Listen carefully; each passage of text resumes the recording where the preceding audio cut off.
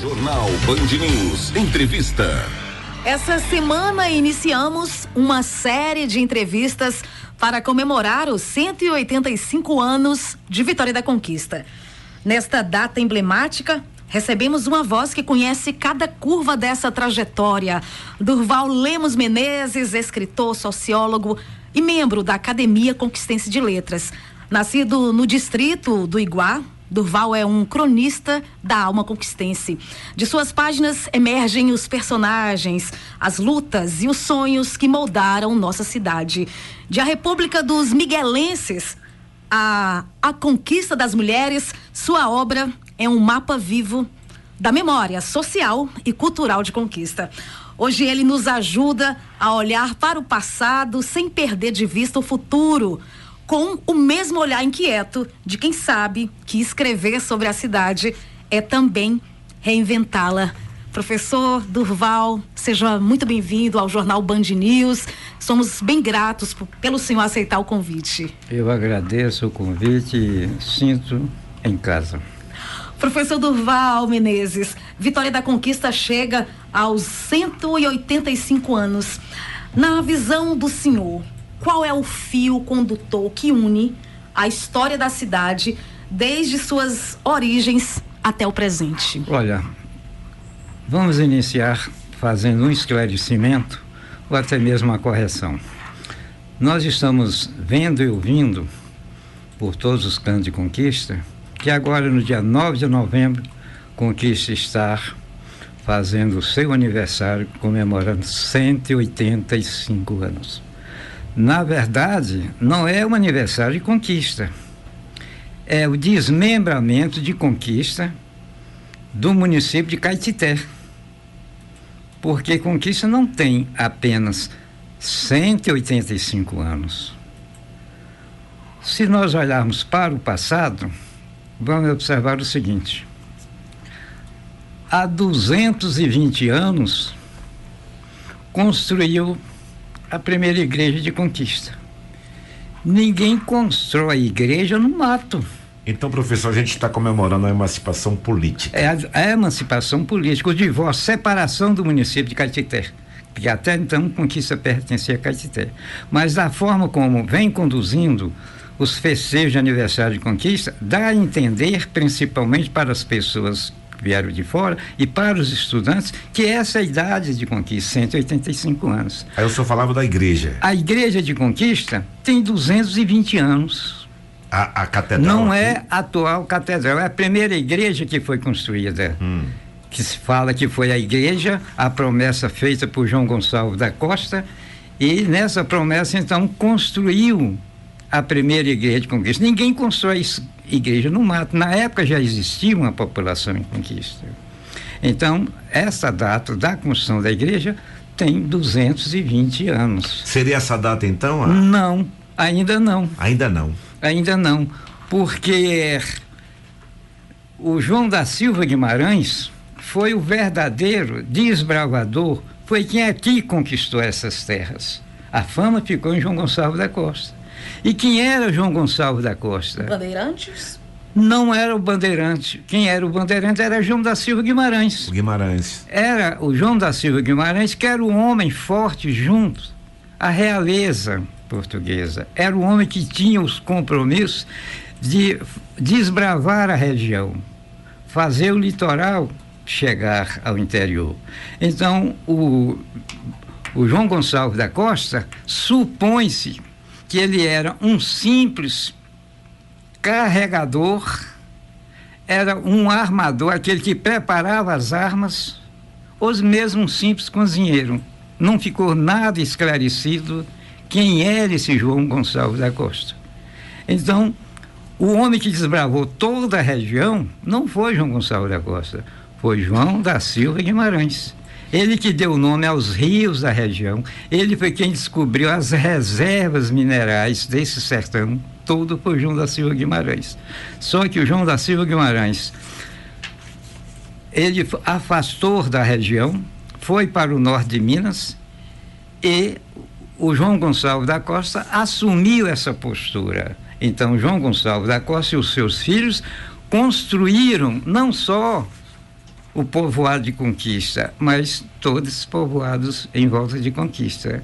Mas o verdadeiro fundador de Conquista é João da Silva Guimarães. Isso tem 275 anos. 200. Professor, na sua fala me surgiu aqui agora uma curiosidade. Foi a partir desse ponto que se descobre a Chapada Diamantina? É bem mais velha a Chapada. Bem mais velha. Bem mais velha a Chapada. Daí o seguinte, que existe muitos erros no falar sobre a história de Conquista. Um dos erros graves está: João Gonçalves da Costa era genro de João da Silva Guimarães. Isso, inclusive, Pedro Calmon, o maior historiador do Brasil nos anos 50, chegou a fazer essa afirmativa. E os cronistas, os escritores, historiadores de Conquista acompanharam esse erro.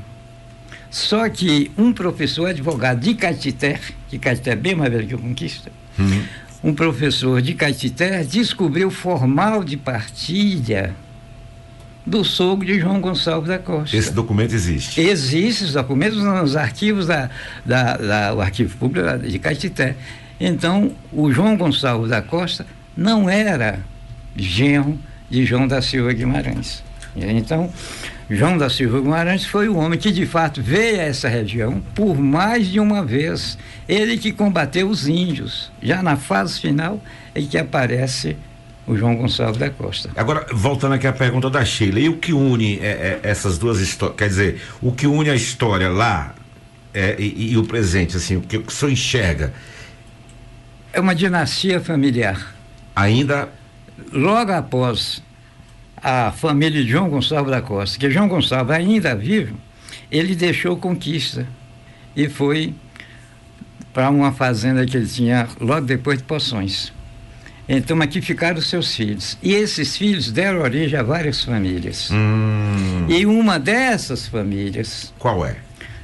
A família de Pedral.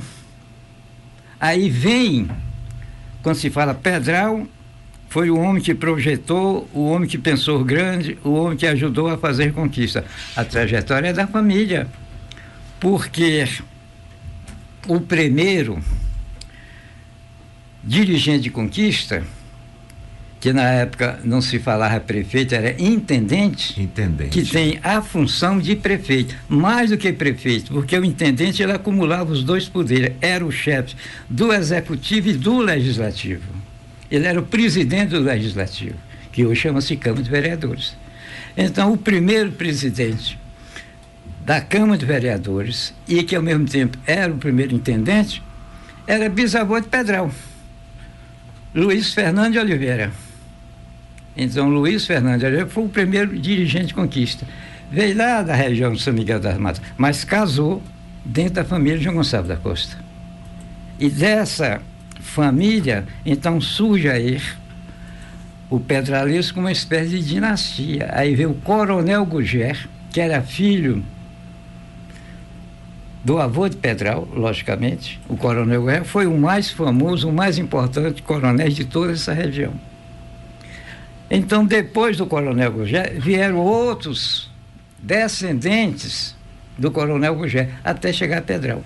Então, a história de Pedral não é na eleição de 62, quando ele se elegeu, para cá. Vem da origem. Daí que essa história do pedralismo, que é a história de Conquista, a dinastia dessa família tem mais de 100 anos. Aí fica a pergunta: isso foi bom para a Conquista? Uma família ter o poder por mais de 100 anos? Eu acredito que sim, porque nós temos 417 cidades, 417 municípios no estado, e Conquista tornou-se desenvolvida, a crescer, justamente no período de Pedral. Mas veio toda a dinastia da família de Pedral. Então, Conquista hoje é o quê? É a segunda melhor cidade do interior da Bahia, em todos os aspectos. Então, se deve à família de Pedral. E depois que o Pedral deixou, continuou a dinastia de Pedral, porque foi ele quem fez Murilo, político prefeito, foi ele quem fez Raul Ferraz, foi ele quem fez o próprio Guilherme, que pertencia ao grupo dele. Então, aí está. Doutor Hélio. Hélio Ribeiro, que foi vice-prefeito, que assumiu como prefeito, e os deputados, Raul Ferraz, como Elco Soares, todos eles entram nesse processo da dinastia do pedralismo. Então foi válido para a conquista. Então, sintetizando, o que estava no passado e o que está muito no presente é a questão da família. Da família. A presença de uma família forte. A família forte. E aí vejamos bem, a partir desse afastamento dessa família de tradição, o pedralismo, aí o que faz? Conquista torna a cidade aberta. Conquista a cidade sem barrismo. Você vai a Ilhéus, tem barrismo. Você vai a Jiquié, tem barrismo. Você vai a Itabuna, tem conquista não, conquista a cidade aberta. Acolhe. Acolhe todos. Ninguém pode dizer conquista é nossa, não. Conquista é de nós todos, daqueles que nasceram e dos que vieram. Então são os conquistenses natos e os conquistenses adotados. Daí a grandeza de conquista, o desenvolvimento de conquista, o progresso de conquista está nesse fenômeno da junção das famílias tradicionais que não criaram barreiras, aceitaram e houve a interação. Inclusive o seguinte, na época dos tropeiros, que havia ligação entre a costa, Ilhéus, Salvador, com o interior. Então esses tropeiros que vieram para a conquista, passaram por conquista, muitos deles casaram com as chamadas famílias tradicionais de conquista. Aí você vai encontrar, por exemplo, um Enéas Gonçalves, que foi gerente do Banco Econômico. O Banco Econômico foi a segunda agência de banco na Bahia, foi aqui em Conquista. E ele era tropeiro, mas casou com a filha de um coronel, desses coronéis da descendência do pedralismo. Do pedralismo. Aí você vai encontrar inúmeros outros segmentos, empresários que eram esses tropeiros, casaram com mulheres ricas, fazendeiros de coronéis e criaram um comércio forte em Conquista. Daí que Conquista não tem crise. Conquista passa por todas as crises econômicas, porque sempre teve um comércio forte. Nós estamos com o professor Durval Lemos Menezes. Professor, em suas obras, o senhor resgata aí figuras muitas vezes esquecidas da narrativa oficial. Como escolhe os personagens que merecem ser revisitados e recontados? E aí me vem a curiosidade, como está sendo contada a história de Vitória da Conquista nas salas de aula? Olha, Conquista é uma cidade que tem uma história riquíssima. Conquista é uma cidade, na sua estrutura, de homens e mulheres fortes. Por isso que deu certo também. Conquista sempre teve lideranças, mulheres fortes em Conquista. Então, quando a gente fala nos coronéis, devemos lembrar que as mulheres dos coronéis, muitas delas, eram até mais fortes, mais importantes, mais inteligentes do que o próprio coronel. Por exemplo, a gente fala em Tina Guzmão. Tina Guzmão vem da tradicional família Salles Guzmão. Eu ia perguntar isso para o senhor, né? Onde é que entra a família Guzmão dentro desse processo? Desse processo. Aí o seguinte, a família Guzmão entra nesse processo junto com a família Salles, casou-se Salles e Guzmão. Essa família Guzmão vem de Araçaí, em Minas. Eles eram tropeiros também, passavam por aqui. E aí, essa família Guzmão, nesse vai e vem do interior de Minas até a área do recôncavo da Bahia, esses tropeiros, entre eles estavam Guzmão no meio. E esse Guzmão, chamado Tertino Guzmão, o velho Terto, ele era evangélico. Então, nas paradas, ele fazia pregações evangélicas para os vaqueiros, para os tropeiros. E nesse vai e vem, terminou criando em Conquista uma estrutura religiosa. Daí que eles criaram a igreja evangélica. E um dos prefeitos mais fortes da história de Conquista, não só prefeito, um dos maiores líderes políticos de Conquista, não foi Jadiel Matos, não foi Regis Pacheco, que chegou a ser governador de estado. O primeiro grande líder de Conquista foi Pedral, e o segundo foi Gerson Guzmão Salles, que foi prefeito de Conquista por 2 vezes, e fez o sucessor Edivaldo Flores, que depois foi prefeito, foi deputado e chegou a governador da Bahia. Nessa linhagem da família Guzmão Salles, eram fazendeiros que enriqueceram, tornaram homens muito ricos, coronéis, inclusive o próprio Gerson Salles tinha um título de coronel, e foi um dos homens mais importantes da história de Conquista. Era semi-analfabeto, mas de uma inteligência privilegiada, tanto assim que ele tornou-se maçom e atingiu o grau mais elevado da maçonaria local, Gerson Guzmão Salles. Então, nesse entrosamento, Salles e Guzmão, aí você vai encontrar vários. A Tina Guzmão, é filha do Gerson? Não, a Tina Guzmão era prima do Gerson. A Tina Guzmão era irmão de Nelson Guzmão Cunha, que Nelson Guzmão também foi prefeito de Conquista. E casou com um da família Pedral, a Tina? Não, a Tina não casou na família Pedral, não. Inclusive foram adversários durante muito tempo, 2 correntes políticas. E aí a Tina Guzmão tinha tanto poder, mas era uma pessoa de um coração grande, caridosa. Nenhuma criança ficava fora da escola por falta de roupa, por falta de livro, que ela dava tudo. Nenhuma pessoa passava fome. Se quisesse ir na casa dela, ela convidava, botava para sentar, almoçar, depois dava o que levar. Era uma pessoa de coração grande, mas era uma mulher também de uma forma coronelista. Quando alguém praticava um ato delitoso na cidade e que corria para a casa de Tina Guzmão, nenhum policial se ousava ir lá prender. Mexia. Não, ali era um território protegido dela, entendeu? Dela. Então ela tinha um poder. Daí, a quem ela apoiasse, tinha praticamente eleição garantida. Professor, essa história, né, com mais profundidade, ela está sendo contada para os jovens, né, na sala de aula. A minha preocupação agora é essa, Marcelo. Não está sendo contada. Nesse vai e vem de uma cidade aberta, também perdeu parte da sua identidade. Vejamos bem, no setor de educação, a coisa mais importante que nós temos em Conquista é a UESB. A UESB é um dos setores que alavancou o progresso de Conquista. Eu observo isso. Quando instalou a UESB em Conquista, poucos anos depois, muitas pessoas da região, até mesmo de outras regiões, vieram para a Conquista para colocar os filhos na universidade. E ao vir para a Conquista, muitos traziam também os seus conhecimentos culturais. Daí que vieram professores na fase inicial, 90% dos professores da UESB vieram de fora. E ali que trazia, logicamente, um pacote de cultura a esses professores.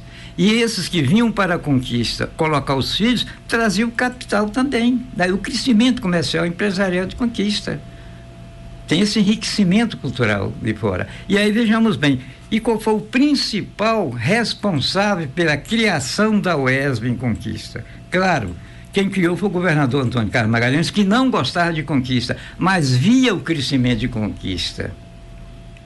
Mas o principal, o homem mentor da criação da UESB, chama-se Dr. Manuel Augusto Salles, que é descendente direto da família Salles Guzmão. Foi juiz de direito em Conquista e foi reitor, foi o fundador principal da UESB. Então a educação também está aí. Conquista teve uma época também de educação nos anos 70, 80, 70 principalmente. Um dos colégios de maior fama, de maior qualidade de ensino foi o Colégio Batista Conquistense. Era um colégio também ligado à família Salles. Então nós temos aí. Mas por outro lado, nós vamos também ver que na Igreja Católica o homem que deu o pontapé para que Conquista saísse da sua condição de cidade tabaroa, de analfabeto, foi o padre Luiz Soares Palmeira. O padre Luiz Soares Palmeira é de Alagoas, mas ele nasceu no Rio de Janeiro, porque na época o pai dele era senador. E o Rio de Janeiro era a capital federal, então ele nasceu no Rio de Janeiro. Mas ele veio para Caetité. Em Caetité, ele criou o ginásio em Caetité. E daí que, quando foi em 1940, ele transferiu o ginásio para Conquista. Quando Conquista só tinha a escola primária leiga. Ele criou. Mas ao trazer o ginásio para a Conquista, ele não trouxe apenas um documento criando, ele trouxe uma equipe de qualidade de professores. De grandes educadores. Grandes educadores. Você vai encontrar, por exemplo, naquela época, nos anos 40, professor Antônio Moura. Naquela época, o professor Antônio Moura já era formado em letras.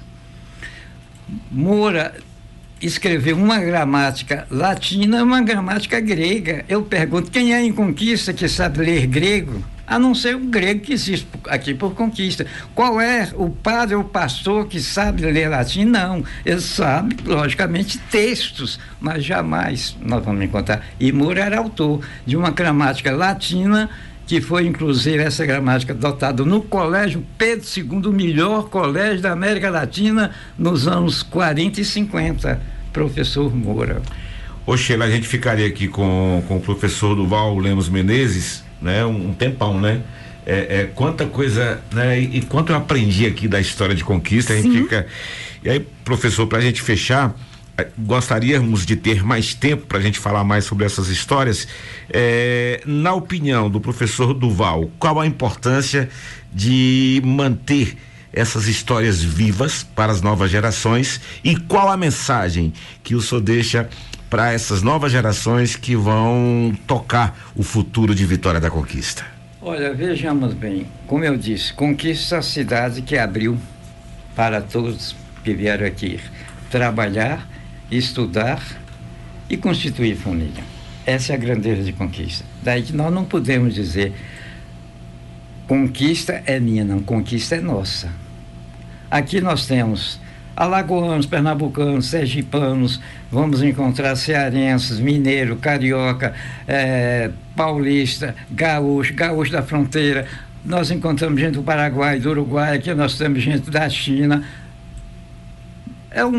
É uma espécie de uma nação dentro do nosso território do Nordeste. Então, essa é a grandeza de Conquista. Então, vejamos bem, como Conquista cresceu muito, como Conquista, vamos dizer, houve esse caldeirão cultural, então, perdeu-se praticamente a esta identificação do passado. As escolas não têm uma estrutura para trabalhar em cima disso. Então, a gente vê, às vezes, comentários dados por pessoas que não têm o devido conhecimento e isso atrapalha muito a formação dessas crianças. Por exemplo, eu vi na televisão local um professor de uma universidade fazer um comentário que Conquista é a terceira cidade com a maior população indígena da Bahia. Isso é um absurdo. Isso é um absurdo. Professor de uma universidade faz isso. E o pior, que a televisão colocou no ar. Onde é que fica os municípios do extremo sul? A gente sabe que Porto Seguro é uma cidade de índio, mas todas elas que estão lá, Cidade do Prado, todas aquelas, nós vamos encontrar Tucano, cá no sertão da Bahia, você encontra dezenas de famílias descendentes de índios, no Recôncavo da Bahia. Mas em Conquista, onde estão esses tribos indígenas? Quem é esse cacique maior? Esses pajés? Não existe. Então são coisas que às vezes vai desmanchando a estrutura. Professor, não existe na quantidade talvez que o professor concedeu a entrevista, né? Colocou, mas temos a presença aqui dos indígenas aqui, tivemos a presença deles. Venezuelano, que estão na rua. Indígenas venezuelanos. Esses que estão na rua. Não, lá... Eu estou dizendo, vejamos bem, outra coisa, vamos esclarecer. Aí quando diz, a batalha matou não sei quantos índios e tal, o banquete da morte que aconteceu em frente à matriz. Não é verdade isso. Não existiu? Não existiu. Existiu sim a matança, mas não aí. A matança foi do lado de cá, em direção a Serra de Piripiri. O que encontraram, eles falam isso porque quando construíram a igreja matriz atual, aliás, quando foram construir o Jardim das Borboletas, que fica em frente à igreja matriz, então nas escavações encontraram uma quantidade enorme de ossadas. Aí disseram que eram os índios que foram mortos nas batalhas. Na realidade, aquela época era um costume. As famílias que tinham certo poder econômico de influência sepultavam os seus entes queridos dentro da igreja. Sim. E as pessoas que não tinham essas condições em volta da igreja. Então, quando fizeram as escavações do jardim, encontraram as ossadas. E qual é a justificativa?